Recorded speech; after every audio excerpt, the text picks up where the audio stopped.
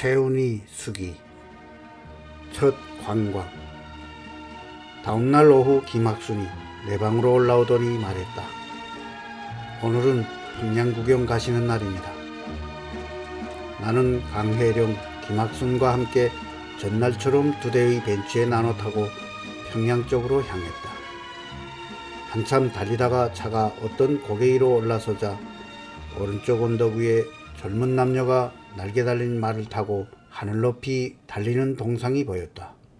그 동상은 30m쯤 되는 높은 기단 위에 우뚝 솟아 있었다. 내가 그 동상 쪽을 계속 주시하자 같이 탄 김학순이 그것은 유명한 천리마 동상이라고 알려주었다. 천리마 동상이 뭔데요? 예, 천리마란 하루에 천리를 달린다는 전설 속의 말입니다. 그런데 조개방 전쟁 6.25 전후 복구 시기에 위대한 수령님께서 천리마처럼 일하자고 재창하여 벌어진 천리마 운동을 기념하기 위해 저 동상이 세워진 것입니다.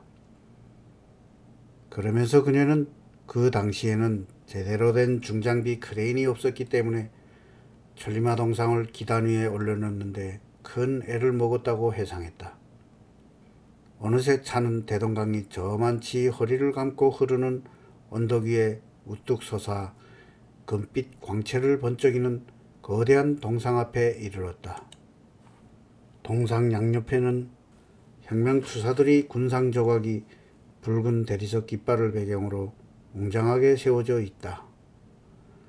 나는 그것이 김일성 동상임을 바로 알았지만 시치미를 떼고 물었다.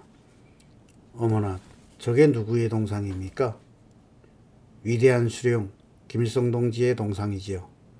저게 전부 금으로 만들어진 건가요? 저게 다 금일수야 있겠습니까? 옆에 있던 강혜령이 어색한 표정을 지으며 대답했다. 저렇게 황금빛으로 번쩍이니까 난 모두 금인 줄 알았죠. 높이는 얼마나? 좌대까지 합쳐 전체 높이가 25m입니다. 저 동상까지도 위대해 보이지요? 동상 높이가 25m나 되다니. 그렇다면 스핑크스보다도 3m나 더 높은 게 아닌가. 나는 놀라움을 감출 수가 없었다. 동상은 스프링 코트를 입은 김일성이 오른팔을 번쩍 쳐들고 있는 모습이었다. 그런데 그 뒤 9월 하순쯤 이곳에 다시 왔을 때 보니 그때는 동상이 구릿빛으로 바뀌어졌다. 왜 그랬을까? 이상하다 생각했는데 나중에 알고 보니 평양에 온 등서평이 한마디 하는 바람에 구릿빛으로 동상색을 바꾸었다는 것이다. 당시 이 같은 사실을 보도한 일본 요미우리 신문 평양 주재 특파원은 곧바로 추방당했다고 한다. 그런데 첫날 현장 안내원의 모습이 어색하기 짝이 없었다. 지금도 그때를 생각하면 웃음이 절로 나온다. 30대 초의 깡마른 남자 안내원은 우리를 안내하며 동상과 군상 조각 주위를 한 바퀴 돌면서 위대한 수령 김일성 동지께서 조개방과 일제 타도를 위해 싸우시면서 마치 신들린 사람처럼 설명이라기보다는 열변이었다. 그의 목소리는 본래 자기 목소리보다 한 옥타브쯤 높았고 그 모습은 영락없는 옛날 무성영화 시대의 변사였다. 그의 얼굴을 보니 눈물이 글썽거리고 있었다. 측은하게 느껴지면서도 웃음을 참기 어려웠다. 돌아오는 길에 김학순 지도원에게 무슨 안내 설명이 그러냐? 안내자가 냉정하고 차분해야 듣는 이에게도 공감을 주는 게 아니겠느냐고 말했더니 그녀는 자기도 웃음을 참느라 혼났다고 실토하는 것이었다. 새 옷을 맞춰 입고 만수대 구경 이틀 후 2월 4일 이리 좀 나오시라요. 김학순이 들뜬 목소리에 방문을 열고 보니 현관에 종이 박스, 나무 박스가 산더미처럼 쌓여있다. 어머, 이게 다 뭐예요? 최 선생 지어 입으시라고 친애하는 지도자 동지께서 보내주신 옷감들입니다. 이것은 양복천, 저것은 조선옷감이고요. 어서 열어보시지요. 그녀는 마구 서둘렀다.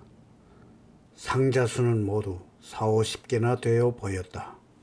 그중 몇 개를 열어보니 양복감, 한복감, 코트감, 이브닝 드레스감, 망사, 비로도 등등 주나추동 옷감들로 가득했다. 그러나 나는 조금도 반갑지가 않았다.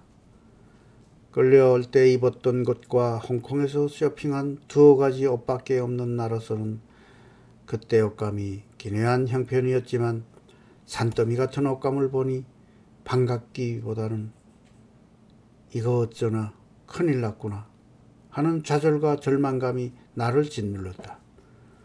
당시 나는 김정일을 조용히 만나 나를 집으로 되돌려 보내달라고 눈물로 애원이라도 해보려고 마음먹고 지난번 연회석상에서 만났을 때 사무실에 찾아가 조용히 말씀드릴 기회를 달라고 부탁까지 해놓고 있었는데 이게 웬일인가. 사시사철 평생을 두고 입고도 남을 이 많은 옷감들을 보니 김정일은 나를 평생 동안 붙잡아 두려고 단단히 마음먹고 있는 게 분명했다.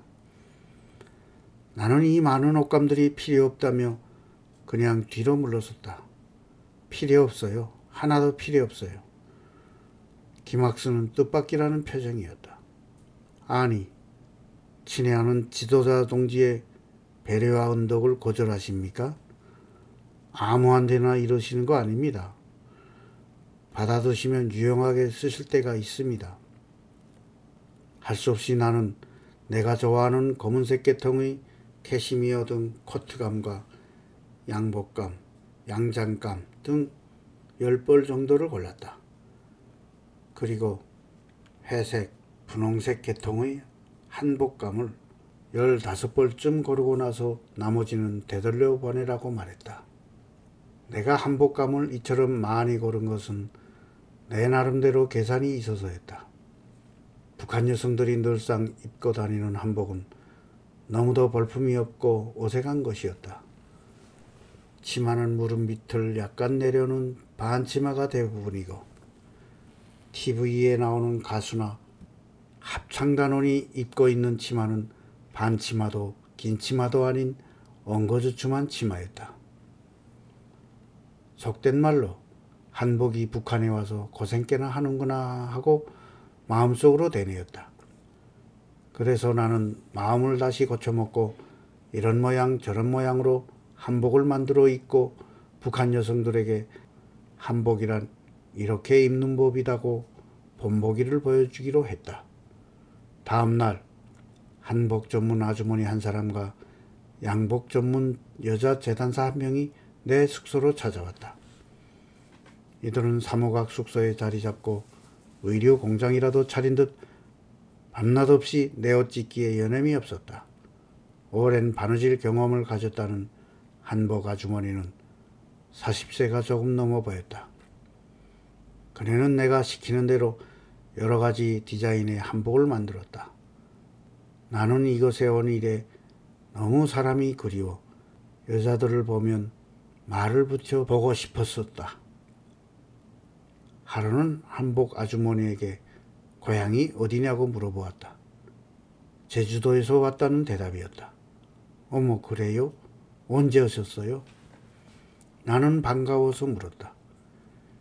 6.25 전 어려서 아버지 따라 왔습니다. 짤막하게 대답할 뿐 더 이상 말을 하지 않았다. 그런데 이곳 사람들은 사전에 무슨 특별한 지시라도 받았는지 내가 무엇을 묻거나 말을 걸면 예, 아닙니다, 모릅니다 이외의 말은 거의 하지 않았다. 양장재단사는 이것 외교 사절들만 전문으로 상대한다고 했다. 나는 그녀에게 스타일북을 가져오라고 해서 양장 역시 하나하나 디자인을 골라주었다. 디자이너가 바느질 일까지 다 했는데 그 솜씨는 엉망이었다. 다 지어놓은 양장이 마음에 들지 않아 몇 번씩이나 뜯어 고쳤는데도 끝내 모양이 나지 않거나 몸에 맞지 않아 어떤 것은 내가 직접 다시 뜯어 고쳐 입기도 했다. 새 옷을 찢고 입는 동안에도 나를 위한 일상용품과 장신구들이 하루가 멀다 하고 밀어닥쳤다. 하루는 밍크 코트를 한꺼번에 3벌이나 가져왔다. 나는 그 중에서 옅은 브라운색 한 벌만 고르고 나머지는 돌려보냈다. 옷 찢기가 끝난 며칠 뒤, 하루는 김학순 지도원이 사진사라는 남자를 데리고 왔다. 김정일의 지시라면서 나를 모델로 사진을 찍겠다는 것이었다. 사진은 무슨 사진이냐며 나는 찍히기를 거부했다. 혹시 내 사진이 대남 선전용으로 이용되지 않을까 겁났기 때문이었다. 김학수는 찍어두면 다 기념이 될 텐데 왜 그러느냐면서 자꾸 찍어두라고 권유하기에 결국 이에 응하고 말았다. 그 사진사는 새로 맞춘 옷 등을 모조리 입어보라면서 응접실, 침실, 정원에서 여러 가지 포즈의 사진을 수십 장 찍었다. 그 다음 연애에서 만난 김정일이 나에게 사진에 관해서 물었다. 그때 찍은 사진 잘 받았습니까? 네, 잘 받았습니다. 사진이 참 잘 나왔더군요. 의상도 멋지고. 참, 그 사진 수령님께도 보여드렸습니다. 네? 그래요? 뭐라고 하시던가요? 최 선생이 참 곱게 생겼다고 미인이라고 칭찬하셨습니다. 김정일의 말을 듣는 순간 나는 가슴이 덜컥 내려앉는 것 같았다. 김정일이 왜 내 사진을 찍으라고 했을까? 그리고 그 사진을 왜 그의 아버지에게 보여주었을까? 혹시 나를 그의 아버지에게 바칠 무슨 무명한 계획이라도 꾸미는 것이 아닐까? 여자의 본능적인 공포심이 생겼다. 그날 연회장에서 김정일이 느닷없이 최 선생 소개하겠습니다 하길래 고개를 돌려보니 낯선 여자가 와 있었다. 통치마 저고리 차림에 안경을 썼는데 갸름하고 고운 얼굴이었다. 그러나 그녀의 눈초리는 아주 날카롭고 싸늘해 보였다. 나이는 40대 후반쯤 되었을까. 정경희 동무입니다. 경희 동무, 최 선생께 인사드려요. 많이 듣던 이름이었다. 김학순이가 덧붙였다. 정경희 연락부 부부장이에요. 아, 그렇지. 서울서 가끔 본 TV의 반공극 실화극장에 등장했던 여자가 아닌가. 나는 그 생각이 나자 깜짝 놀라 그를 다시 쳐다보았다. 갸름한 얼굴하며 전반적인 인상이 TV 드라마에서 정경희 역을 맡았던 정혜선과 어쩌면 그렇게도 닮을 수가 있을까. 다만 한 가지 다른 점은 정혜선은 더 부드러운 인상이고 매력적이지만 진짜 정경희는 눈꼬리가 매섭다는 점이다. 만나 뵙게 되어 반갑습니다. 담담한 음성으로 내가 먼저 인사를 건넸다. 잘 오셨습니다. 내 손을 잡으면서 답례로 하는 말은 부드러웠지만 여자의 날카로운 촉각을 곤두세워 나를 관찰하고 있구나 하는 느낌을 순간적이지만 강렬하게 받았다. 그녀가 두 번째 한 말은 혁명을 위해서 잘해나가자요였다. 김정일도 껄껄 웃으면서 한마디 거들었다. 두 분 여성끼리 잘 해보시라요. 자, 한 잔씩들 듭시다. 정경이는 술이 센 듯 몇 잔을 거푸 들고 있는데도 표정 하나 흐트러지지 않았다. 이런저런 이야기를 하다 어느 순간 그녀와 눈이 마주쳤는데 주먹을 턱에 고인 채 사람을 꿰뚫어 보려는 듯한 그녀의 차디찬 눈초리를 생각하면 지금도 오싹한 느낌을 떨쳐버릴 수 없다. 나는 그녀의 눈초리에서 복합적인 감정을 읽을 수 있었다. 그날 밤 내 눈에 비친 정경희의 모습은 나에 대해 내까짓게 우리 사회에 와서 얼마나 견디겠는지 두고 보자. 네가 뭔데? 김정일 동지의 극진한 환대를 그토록 받고 있느냐며 일종의 시기 어린 눈초리로 나를 쏘아보고 있는 듯 했다.